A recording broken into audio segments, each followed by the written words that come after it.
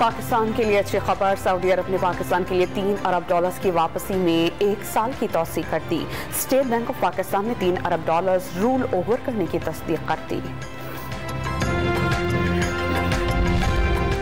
सैलाब मुतासरीन की बहाली के लिए कोशिशां हैं। वज़ीर आज़म शहबाज शरीफ की बड़े भाई से मुलाकात के बाद मीडिया से बातचीत। पंजाब में मुमकिन तब्दीली से मुताल्लिक़ सवाल का जवाब देने से गुरेज। कल लीगी क़यादत की दोबारा अहम बैठक सजेगी।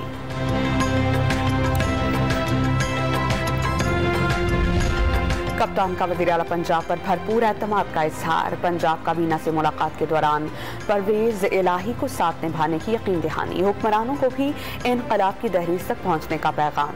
इंतख़ाबात के जरिए पुरअमन रास्ता फराहम करने का मुतालबा।